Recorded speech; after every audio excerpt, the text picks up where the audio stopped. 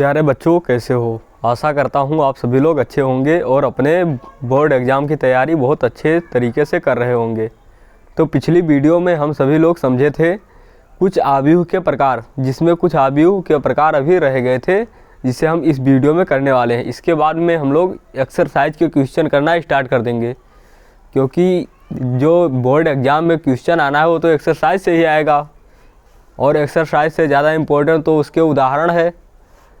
तो इसलिए हम लोग पहले इसे ख़त्म कर लें, क्योंकि ये भी ज़रूरी है। आगे चलकर जब आप ग्रेजुएशन करेंगे तब ये सारी चीज़ें आप सभी को दोबारा पढ़नी पड़ेगी, क्योंकि आगे चलकर यही सब आप सभी को मिलेगा। तो देखिए यहाँ पर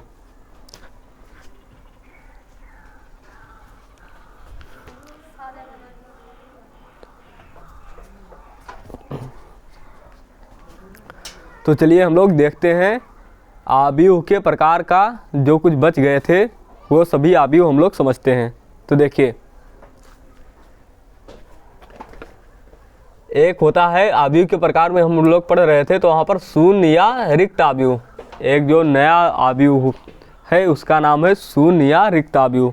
तो देखिए इसका इंग्लिश क्या होगा? देखिए, शून्य को इंग्लिश में क्या कहते हैं? नल, नल या जीरो।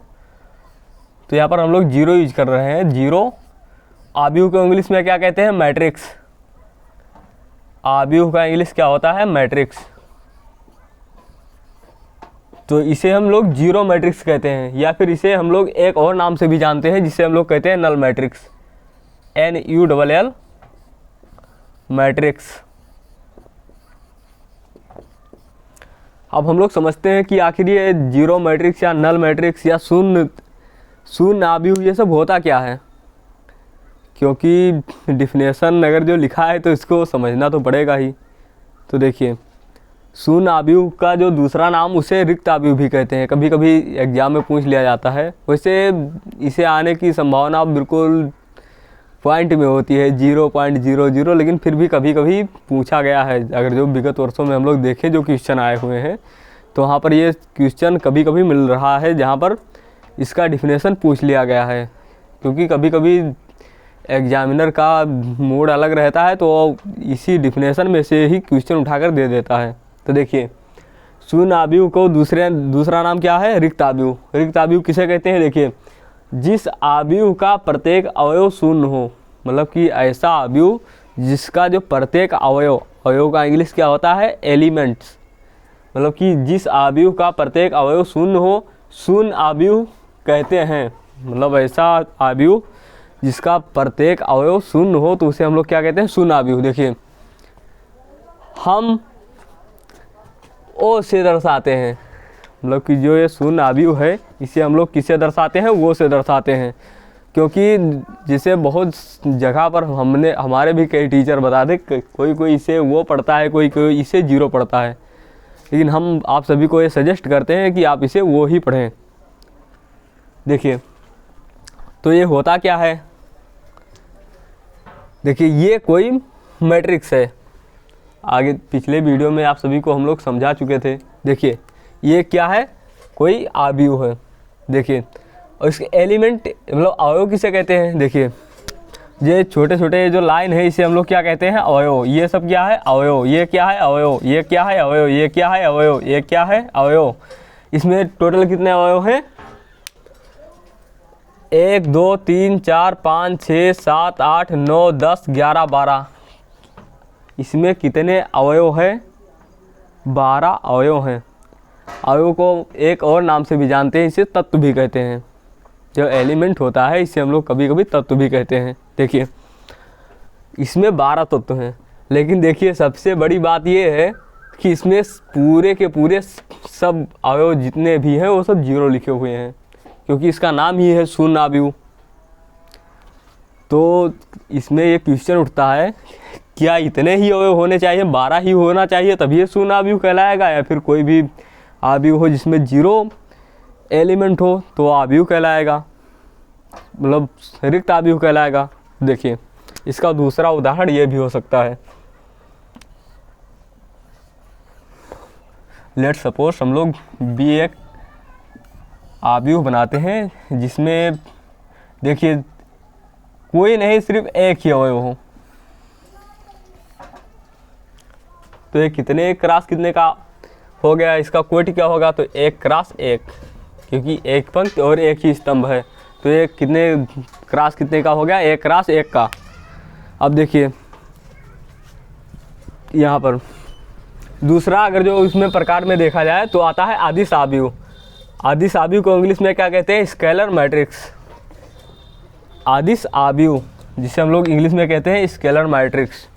मतलब कि ये अदिश आव्यूह क्या है,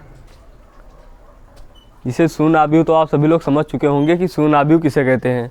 ऐसा आव्यूह जिसका जो प्रत्येक तत्व या एलिमेंट 0 हो उसे हम लोग कहते हैं शून्य आव्यूह।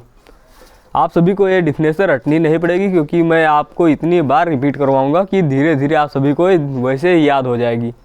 वैसे भी आपके परीक्षा में आने वाला है नहीं, तो इसलिए आप लोग धैर्य बनाकर वीडियो देखते रहिए। देखिए, तो अदिश आव्यूह किसे कहते हैं, अदिश आव्यूह का इंग्लिश क्या होता है, स्केलर मैट्रिक्स। देखिए, ऐसा आव्यूह जिसमें मुख्य विकर्ण को छोड़कर सभी तत्व शून्य हो।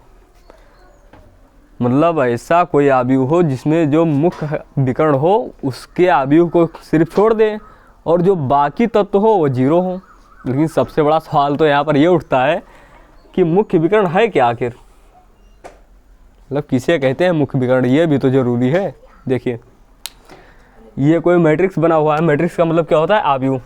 इसका मुख्य विकर्ण क्या होगा, देखिए पहले हम लोग एक आयत लेकर समझते हैं। देखिए, ये क्या है, हमारा एक आयत है।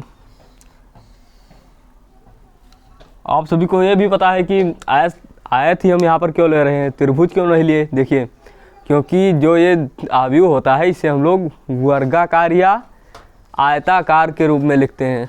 जो नंबर को आयत के रूप में या वर्ग के रूप में लिखना ही क्या कहलाता है, आव्यूह कहलाता है।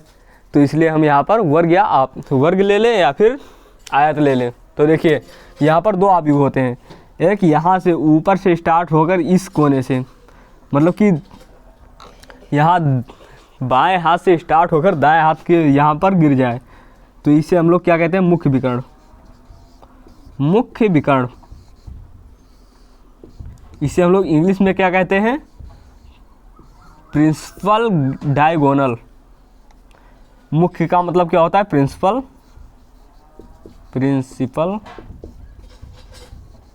विकर्ण को इंग्लिश में क्या कहते हैं, डायगोनल।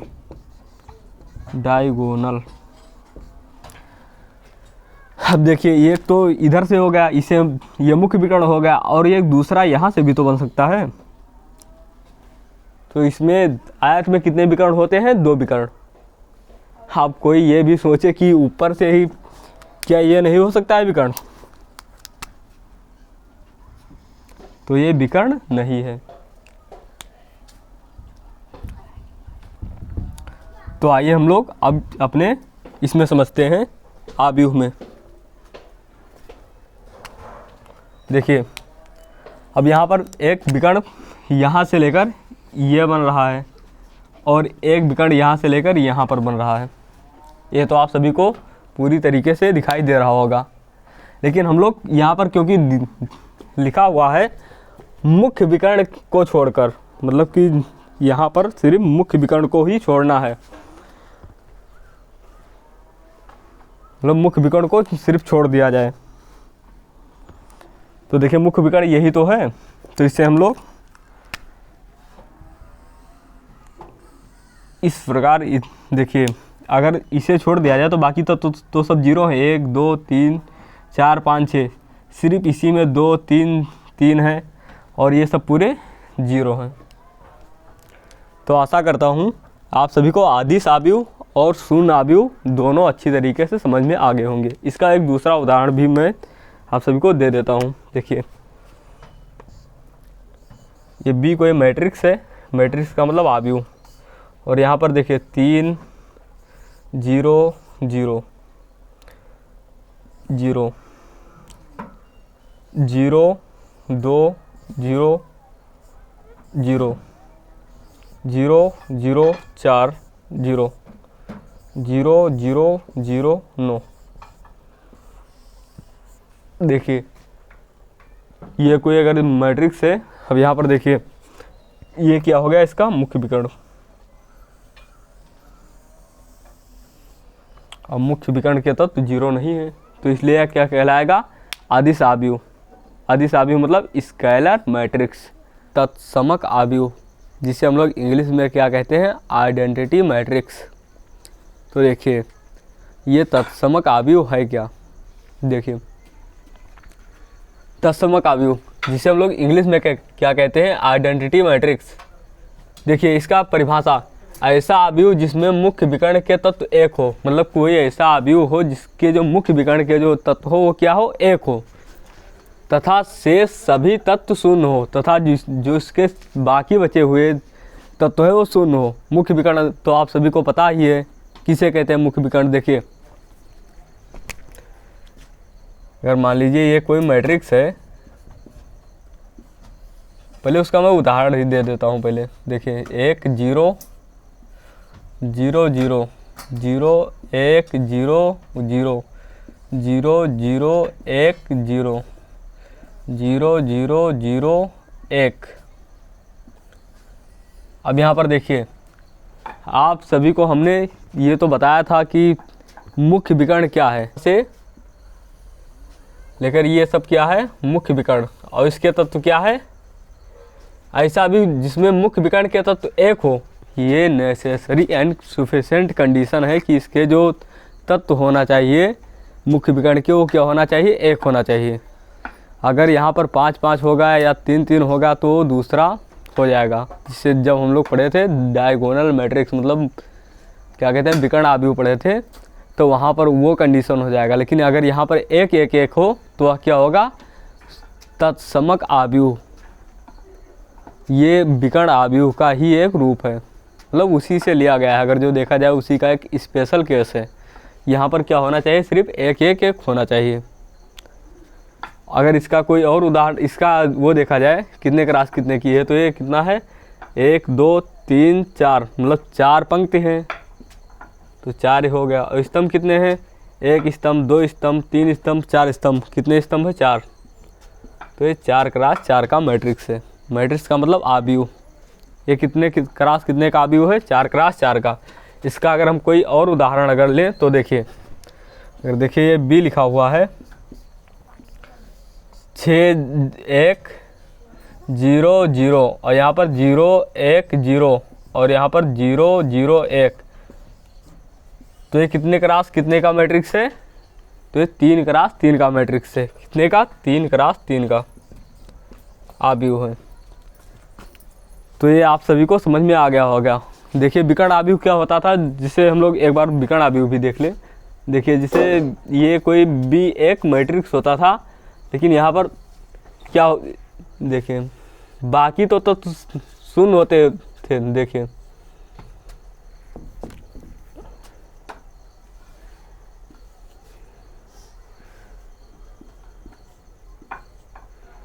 जीरो 0 8, देखिए यहाँ पर मुख्य विकर्ण के तत्व को छोड़कर बाकी तत्व तो 0 होते थे, और यहाँ पर मुख्य विकर्ण के तत्व पूरे पूरे 1 हैं।